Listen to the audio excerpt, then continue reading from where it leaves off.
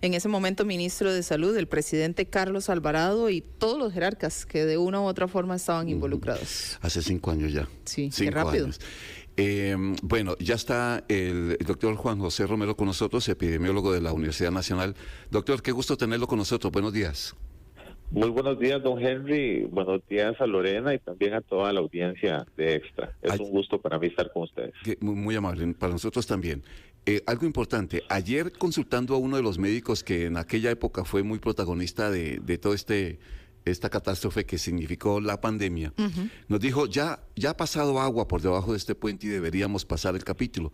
Nosotros dijimos no, yo creo que eso nos marcó tanto, no solo a nivel de salud, sino también porque la sociedad es distinta, incluso en temas psicológicos el mundo es distinto, por todo lo que nos afectó, por las consecuencias que eso dejó, incluso, no sé, doctor Juan José Romero, incluso en la forma de ver la medicina. No sé usted qué piensa.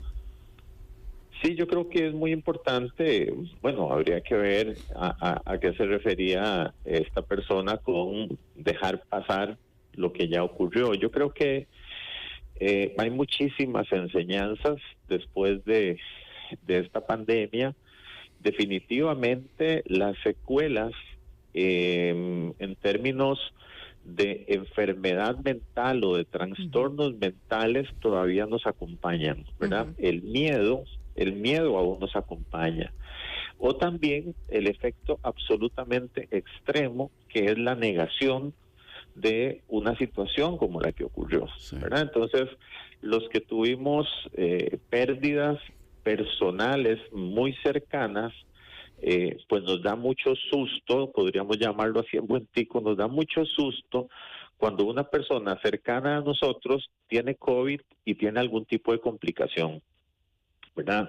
¿Por qué? Porque todavía, como lo decía Milagro en su nota, todavía hay personas internadas por COVID, hay gente muriendo por COVID, o sea, es 1 o 2 personas por semana, pero hay personas muriendo por COVID. Entonces, COVID sigue estando ahí. Digamos que en la memoria muy reciente de muchos de nosotros y nosotras, y no deja de ser, digamos que una herida con que para muchos todavía no ha cicatrizado, o una cicatriz que está todavía muy visible. Entonces, también nos deja muchísimas enseñanzas, como también creo que le decía yo ayer a Milagro, creo que una de las grandes enseñanzas es la enorme fragilidad que nosotros como especie tenemos frente a un microbio. Un virus puso de rodillas, postró prácticamente a toda la humanidad, ¿verdad? Y entonces eso nos hace ver lo frágiles que somos como sociedad mundial, y creo que tenemos que aprender muchísimo de eso. Sí, ¿y aprendimos? ¿Aprendimos la lección? Uy. Yo creo que no. Yo también. Sinceramente. Creo que no. Sinceramente, yo creo que no. Y bueno, yo creo que también estamos de acuerdo con Lorena, ¿verdad? Definitivamente, muchos de nosotros efectivamente pasamos la página y tal vez por esa negación, tal vez por hartazgo. Porque no nos fue tan mal. Puede ser a muchos, sí.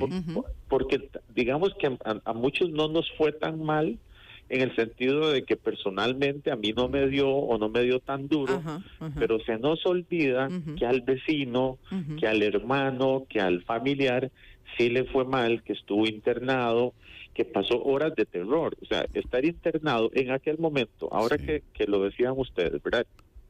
6 de marzo se confirma el primer caso. Días después mueren la primera persona.